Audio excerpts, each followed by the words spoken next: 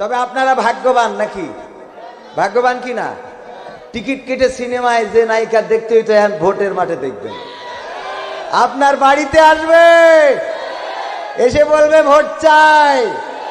নির্বাচনের গরম হাওয়া লেগেছে, লেগেছে, নির্বাচনের গরম হাওয়া লেগেছে। শার্ট কোট সব রেখে ঘরে, সিনেমা হল রেখে ছেড়ে, পাঞ্জাবি আর টুপি পরে ভোটের তরে রাস্তায় ওরা নেমেছে, নেমেছে। নির্বাচনের গরম হাওয়া লেগেছে। কাউকে এখন ধরবে হাতে, কাউকে ধরবে পায়, বুড়ো চাচার বলবে ডেকে তুমি আমার ভাই। কাউকে এখন ধরবে হাতে, কাউকে ধরবে পায়, বুড়ো চাচার বলবে ডেকে তুমি আমার ভাই।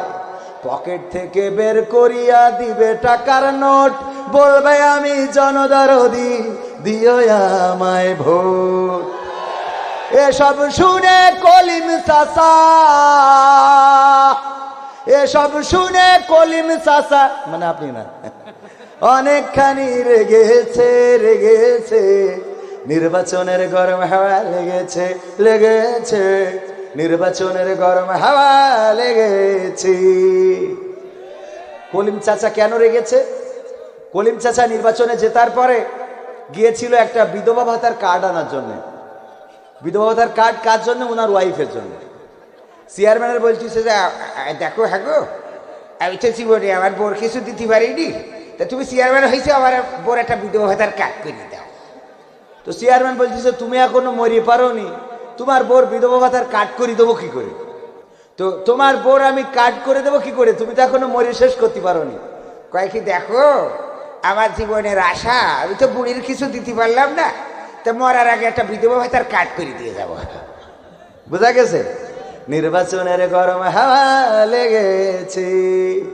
পড়বে নামাজ উজু ছাড়া কেমন ইমানদার, জানে না কোনটা কিসের নামাজ, কোনটা জানাজার। ঈদুল আজহার জানাজার নামাজ কাল 9টায় শুরু হবে। কে নামাজ? জানাজা। এখন সারা জীবন সিনেমা করেছে, শুনলাম যে মসজিদের দেয়ালেও পোস্টার লাগাচ্ছে। আচ্ছা কও দিনি, এই সিনেমার পোস্টার মসজিদের দেয়ালে লাগাইনো যাবে? ভোটে দাঁড়াবি দাঁড়া, মসজিদের দেয়ালে তোর পোস্টার কেন? তবে আপনারা গর্ববতী, গর্বিত, হ্যাঁ আপনারা গর্বিত যে যেই নায়িকাকে দেখার জন্য সিনেমার টিকিট কাটা লাগতো, সেই নায়িকার ছবি আপনাদের প্রতিটা গাছে, ছাদে, দেয়ালে, ওয়ালে, এখানে সেখানে, দোকানে, সব জায়গায় শুনলাম যে যুবকেরা নাকি ওই যে জড়াই ধরতেছে। সুবহানাল্লাহ নাকি? নাউজুবিল্লাহ। এইগুলো করা যাবে? ছবির কাছে যে নাকি কেউ এত মায়া মহব্বত হাত বুলায়, কত বড় খাটাস। আমি আমার এই যে কাউন্সিলের কাছে শুনলাম আসার পথে, আমি কিন্তু বানাই বলছি না, আমার নানা পিছনে আছে, যা শুনেছি তাই বলছি। আর আমার দুঃখ হলো কি হবে সারা জীবন আওয়ামী লীগ করে দল করে এফডিসিতে এসে যদি সে আবার এমপি দাবি করে, তাহলে সারা জীবন তোমার দল করি লাভ। নায়িকা অভিনয় করলো, হঠাৎ এসেতে নমিনেশন চাইলো, নৌকা পেয়ে গেল, তো এইখানে যারা আওয়ামী লীগ করছে ওরা কি ঘোড়ার ঘাস কাটতেছে? কথা কয় না। আজকে ওয়াজ হবে আওয়ামী লীগের পক্ষে।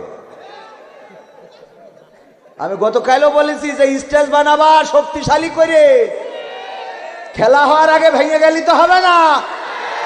স্টেজগুলো ভেঙে পড়ছে কেন? কোন ষড়যন্ত্র আছে? এই অনুপ্রবেশকারীরা ওই করিয়েছে। হ্যাঁ, নির্বাচনের গরম হাওয়া লেগেছে।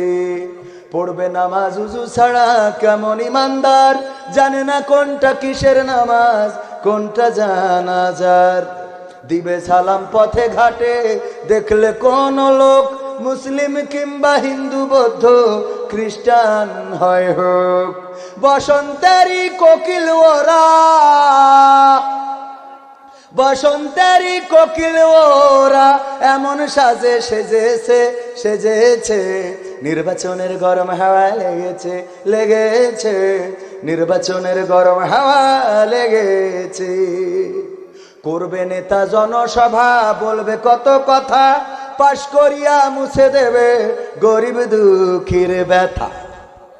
খেলা হবে, করবে নেতা জনসভা, বলবে কত কথা, পাশ করিয়া মুছে দেবে গরিব দুঃখীর ব্যথা। ভাঙা রাস্তা করে দেবে পিচের ঢালাই, ঘরে ঘরে বিদ্যুৎ দিবে, লোডশেডিং ও নাই। করতে ওদের প্রতিহত, করতে ওদের প্রতিহত, জনগণ খেপেছে খেপেছে। নির্বাচনের গরম হাওয়া লেগেছে লেগেছে, নির্বাচনের গরম হাওয়া লেগেছে। শার্টকোট সব রেখে ঘরে পাঞ্জাবি আর টুপি পরে ভোটের তরে রাস্তায় আজ নেমেছে নেমেছে। নির্বাচনের গরম হাওয়া লেগেছে। ঠিক না বেঠিক? সব জায়গায় লেগেছে নাকি আপনাদের এখানে?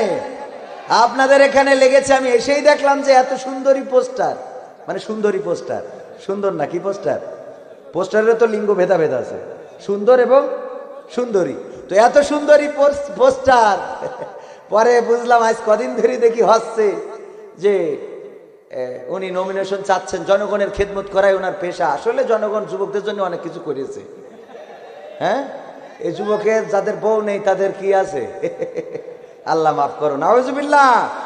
ভোটে দাঁড়ানোর আগে অন্তত হিসাব করা উচিত ছিল কোথায় আছি, কোন প্ল্যাটফর্মে আছি। এই প্ল্যাটফর্ম থেকে জনগণের কাছে কোন মুখ নিয়ে দাঁড়াবো, এটা অন্তত চিন্তা করা উচিত ছিল। বলেন ঠিক না?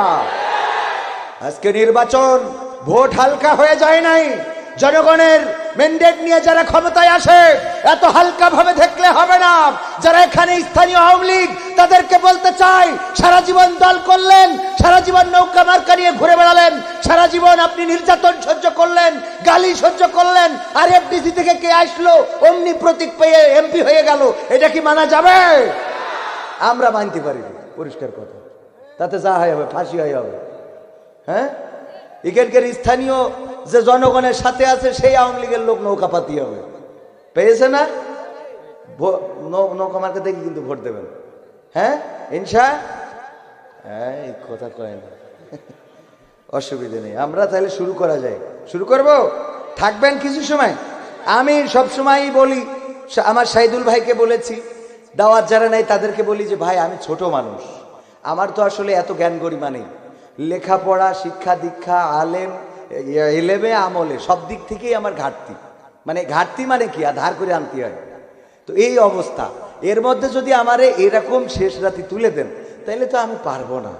তো এই জন্য আমার একটু সকাল করে দিবেন, প্রধান বক্তা রাখে দিবেন। আমার শাহিদুল ভাই উনি আলেম মানুষ, ভালো একজন, ওনার গেট আপ টেট আপ দেখছেন না, আমার এখনো সেই জায়গায় আমি পৌঁছাইছি।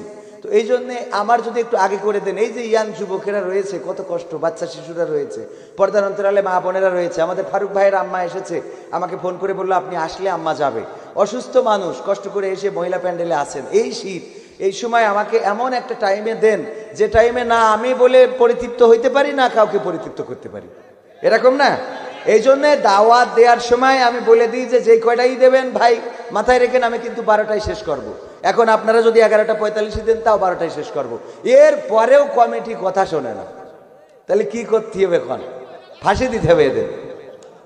তো এখন এই জন্যই আমার তো, আমি তো ছোট মানুষ, আর এই যে শীত, বাচ্চা শিশু নিয়ে আসে অনেকে। এই যে মুহতারাম এসেছে, ওনার বাচ্চাটা আসছে না ছোট করে, কত কষ্ট করে, এই কষ্ট করে যারা আসে এদের কথাটা আগামীতে মাথায় রাখবেন। অনেকেই কয় যে শ্রোতা আসে না, শ্রোতা সবাই আসে, বাজারে ঘুরে বেড়ায়।